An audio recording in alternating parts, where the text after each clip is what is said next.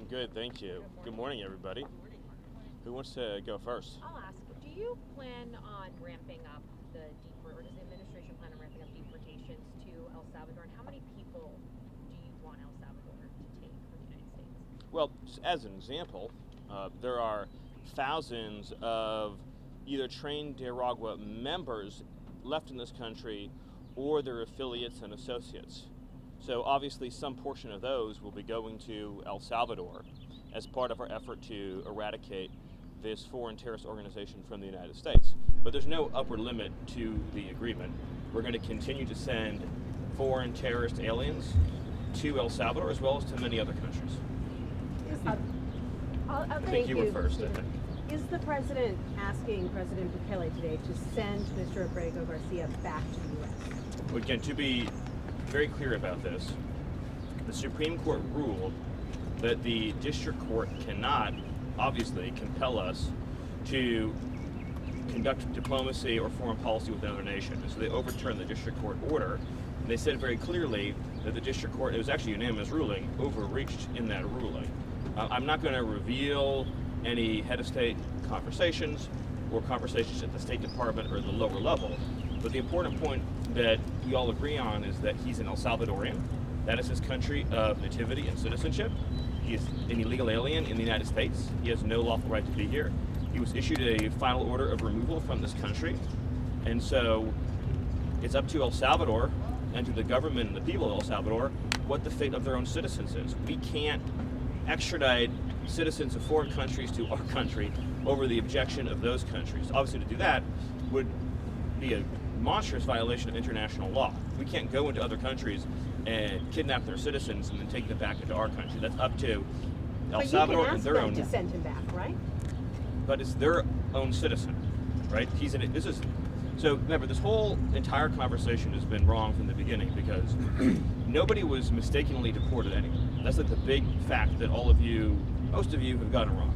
No one was mistakenly sent anywhere. The only mistake that was made is a lawyer put an incorrect line in a legal filing and they've since been relieved of duty. He is El Salvadorian. He is an illegal alien. He was deported to El Salvador. I would welcome anyone here to tell me what country they think we should be sending El Salvadorian illegal aliens to. Didn't the judge order that he not be deported to El Salvador 5 years ago? So what you're referring to is an immigration judge. So that's Article 2, not Article 3. So there was no Article 3 restraint on his removal. A withholding order or a cancellation of removal order, first of all, as I'm sure you know, does not eliminate the deportation order, right? We all agree on that. So his status was he's an illegal alien who's been ordered deported, which means he can be indefinitely detained and removed to any other country in the world, right? He can be sent to literally any country on the face of the earth. But the preference, general matter, is to deport someone to their home country, right? In this case, El Salvador.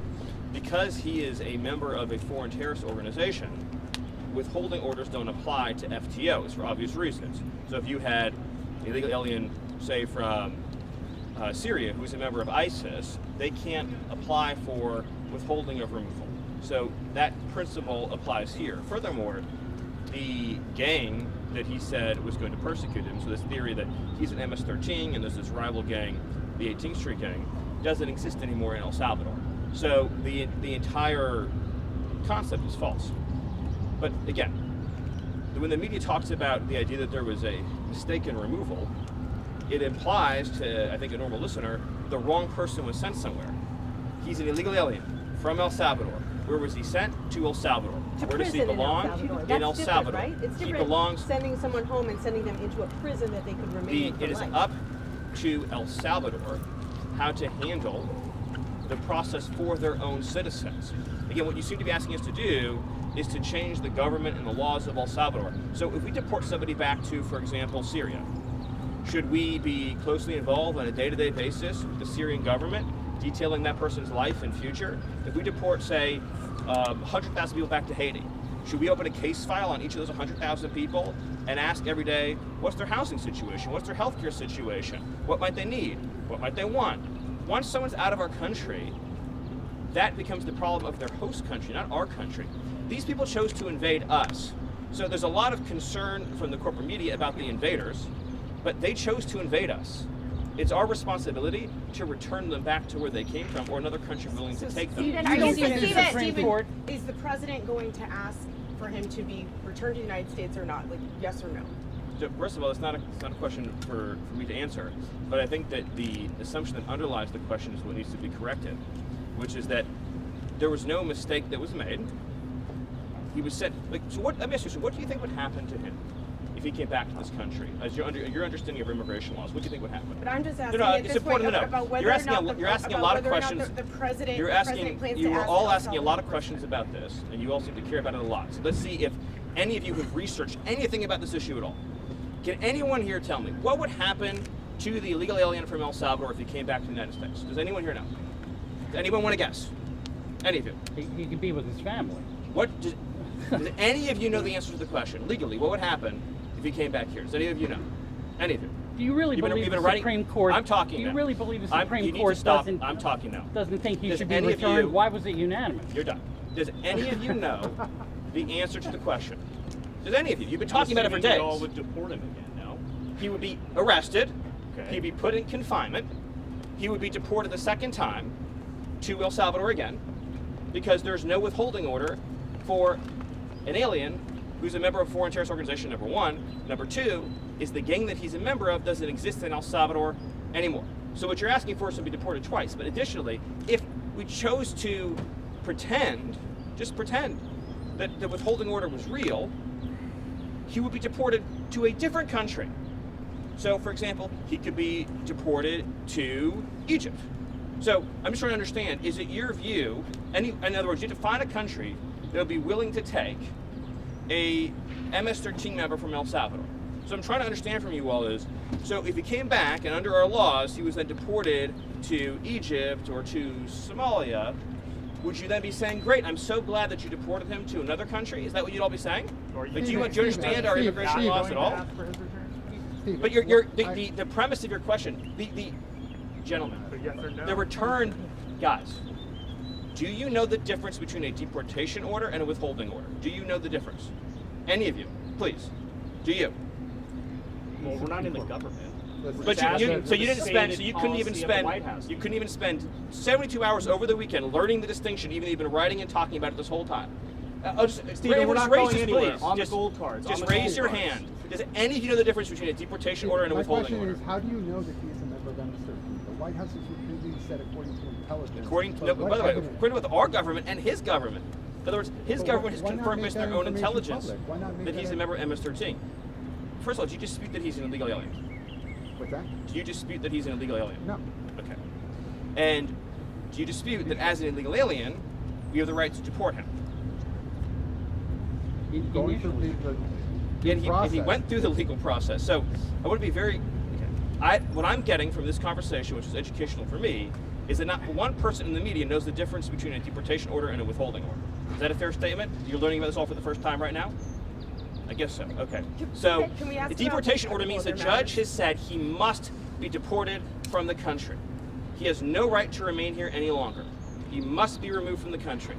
So his only options are to be deported to his home country or another country. That's it. There's no other option. He doesn't get to stay here. He doesn't get to live here. He has no future here. He has no right to be here. He's an illegal alien.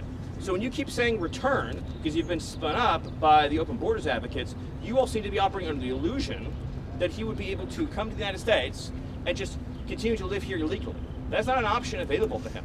His only choices in life are to live in El Salvador or to live in another country. That's it. There's no other option, legally or otherwise, because he came to our country illegally.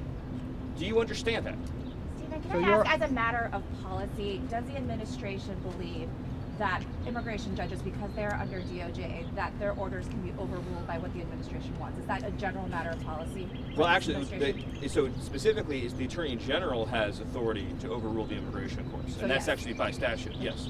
Other questions? Stephen, on the gold card, the President and Secretary Lutnick have suggested they're lining up applicants already. How many people do you expect to be tagged to this program when the President announces it this week, if he actually announces it this week? I'll let Secretary Lutnick provide that update, but I appreciate that. White House administration is going to deport 1 million undocumented people? Much more than that. much more. Stephen, also of the 10 alleged gang members that Secretary Rubio said were sent Yes. to El Salvador over the weekend, what sort of due process did they get as mandated by the Supreme Court? Well, you're talking about the alien enemies? Yes, the alien. So first of all, a number of those are MS-13. So again, those are just standard removals of El Salvadorians to El Salvador. And What evidence did you provide that they were MS-13? Okay, so we seem to be confused about this. Illegal aliens from El Salvador, again, get deported to El Salvador. Do you all appreciate that like tens of thousands of El Salvadorians have been deported to El Salvador? You seem to be under the impression that El Salvadorians living in our country illegally just get to stay here. They don't. They get arrested and deported. Then the fact that they're MS-13 just puts an extra priority on our deporting them. But we would deport someone to El Salvador regardless of whether or not they were MS-13 if they were here illegally. That's just an extra, because of the priority on public safety threats, we're emphasizing the removals of gang members, in this case, foreign terrorist organization gang members. But as to your other question, they went through all of the due process, as you would call it, that is required by law. So, but I just want to, what I find so mystifying is that I've been talking to you all for a very long time. I legitimately, in my entire, going back years actually, in my entire professional life, I've never received this many questions from the media about an American who was raped or murdered by an illegal alien. Like, legitimately never. And all of you who are enjoying your lives and doing quite well, if you had children and you were living near any of these people, you would move away immediately. You would call the police immediately. You would call us and ask us to make you and your family safer immediately. And you thank your lucky stars every night that you have enough means and enough money not to live in communities where, say, illegal alien pedophiles offend and reoffend and keep reoffending and keep reoffending. There's an expression there, but for the grace of God go I. The Biden administration apprehended 2 illegal aliens from Venezuela. They were trained to Aragua. A lot more than 2, but the story I'm telling is 2. And they decided they were entitled to an enormous amount of due process. And they didn't feel they had enough evidence to just deport them right away. So they put them on a monitoring system known as supervised release. You're familiar with this case. But a few weeks later, they kidnapped a young girl named Jocelyn Nungary, who was 12 years old at the time. I'm sure you've seen pictures of her. Just the most perfect girl you could possibly imagine. And her mother loved her very much. She was tied up, savagely beaten, stripped naked, tortured to death, murdered. Her body was dumped into a lake. So she didn't get any due process, but I'll tell you who did are the 2 illegal aliens from Venezuela who stole her forever. And there's stories like that all over the country. We just arrested a pedophile illegal alien who is being shielded by a sanctuary city, who's been charged in 20 sex crimes against children. None of you, any of you have had the chance to spend time with victims' families whose children have been raped or whose wives have been raped and murdered. But if that doesn't break your heart, nothing will. And I know that we have some people, like Taylor Lawrence, who fantasize about assassinations and things like that. But in the civilized society, the power of the state is used to keep innocent people alive and to keep innocent women and children from being hurt. This administration is never going to apologize for using the power of the state to keep men, women, and children from being savagely murdered and beaten. If we release known and suspected MS-13 and trained to Aragua, and then there's another Jocelyn Nungary, then whose responsibility is that going to be? You think that we're going to sit around wringing our hands, wondering if, maybe we should, release this person, give them a little bit of extra time, give them a little bit extra chance to plead their case, and then what? They kidnap somebody, they slit their throat, they shoot them in the head, and we say, well, at least the illegal alien got due process. They're here illegally. The only place that they deserve to go is to some country other than our country. And it's not a statistic. These are real lives. These are real families. There's whole neighborhoods in Los Angeles controlled by illegal alien Mexican street gangs. Entire neighborhoods where you have to live in fear because of individuals here illegally engaged in extortion and crime. Not to mention the fentanyl. You have cartels that have functional control over the entire northern territory in Mexico who are pumping fentanyl, lacing our drugs with this chemical. Children are ending up dead. They're going out to a weekend party. They think they're taking something safe and they get a heart attack and they die by the thousands. So we're not going to apologize for doing something about that. And I just wish we lived in a country where the media gave to 1/10 a damn as much about Americans who were murdered and brutalized and savagely killed, beaten to death, as they did about whether illegal aliens that we all agree are illegal aliens should get 1,000,000 days in court and 1,000,000 trials and 1,000,000 this and 1,000,000 that. There's 15 million illegal aliens that violate into the country. If every one of them got the trial that you're asking for, it would take us centuries to remove them. Centuries. We've been talking about this in 300-400 years. Their great-great-great-grandchildren would be the ones representing them in court. That's how long it would take. Illegal aliens who come to our country have to be removed, and they have to be removed quickly, and that is an essential component of having something that we like to call a country. Stephen, on the one matter last of question. on the Thank you. matter of visa restrictions, the president on his first day. Sorry, the Yeah, I'll do president on his these first things. the president on his first day in office signed an executive order calling on his administration, the Department of Homeland Security, State Department, DNI, to come up with a list of countries that did meet the United States' vetting standards and to potentially put full or partial visa restrictions on those countries. I just want to know what is the status of that report that was due to the administration last month? Do you have a list yet of countries? So the State Department has done the work that you're describing. It's currently going through the standard review process. I don't have any update beyond that, but I mean you're correct in your statement that this was a product that was called for at the beginning of the administration and it's being worked on, and hope to have a further update for you soon. Last question. If I may, Entire neighborhoods where you have to live in fear because of individuals here illegally engaged in extortion and crime. Not to mention the fentanyl. You have cartels that have functional control over the entire northern territory in Mexico who are pumping fentanyl, lacing our drugs with this chemical. Children are ending up dead. They're going out to a weekend party. They think they're taking something safe and they get a heart attack and they die by the thousands. So we're not going to apologize for doing something about that. And I just wish we lived in a country where the media gave to 1/10 a damn as much about Americans who were murdered and brutalized and savagely killed, beaten to death, as they did about whether illegal aliens that we all agree are illegal aliens should get 1,000,000 days in court and 1,000,000 trials and 1,000,000 this and 1,000,000 that. There's 15 million illegal aliens that violate into the country. If every one of them got the trial that you're asking for, it would take us centuries to remove them. Centuries. We've been talking about this in 300-400 years. Their great-great-great-grandchildren would be the ones representing them in court. That's how long it would take. Illegal aliens who come to our country have to be removed, and they have to be removed quickly, and that is an essential component of having something that we like to call a country. Stephen, on the one matter last of question. visa, on the Thank you. matter of visa restrictions, the If I may, president on his first day. Sorry, the Yeah, I'll do president on his these first things. the president on his first day in office signed an executive order calling on his administration, the Department of Homeland Security, State Department, DNI, to come up with a list of countries that did meet the United States' vetting standards and to potentially put full or partial visa restrictions on those countries. I just want to know what is the status of that report that was due to the administration last month? Do you have a list yet of countries? So the State Department has done the work that you're describing. It's currently going through the standard review process. I don't have any update beyond that, but I mean you're correct in your statement that this was a product that was called for at the beginning of the administration and it's being worked on, and hope to have a further update for you soon. Last question. If I may, President Trump continues to say that one of the best arguments for sending undocumented criminals to El Salvador is cost. When it comes to this White House considering sending U.S. citizens to El Salvador because of being criminals, is that the same argument, cost?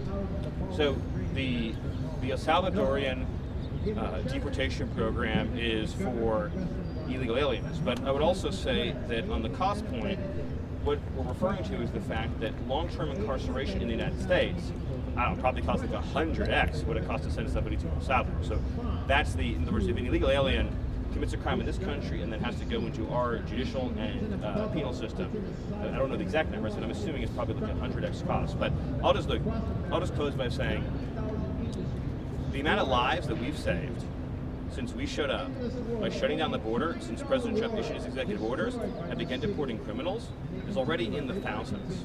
And by the way, we've been out looking for the 500,000 children that Biden trafficked into this country. The stories we've already uncovered of sex trafficking and labor trafficking and child abuse is beyond imagination. 500,000 minors were smuggled into this country under the last administration, and the administration not only didn't do anything to prevent it, in every way. They funded it, subsidized it, facilitated it, supported it, contributed to it. That if any American citizen did these things, they'd be in jail for life. Thank you. So that Critical means that no minerals, U.S. on critical criminal minerals wouldn't from up in El China? Salvador, Stephen?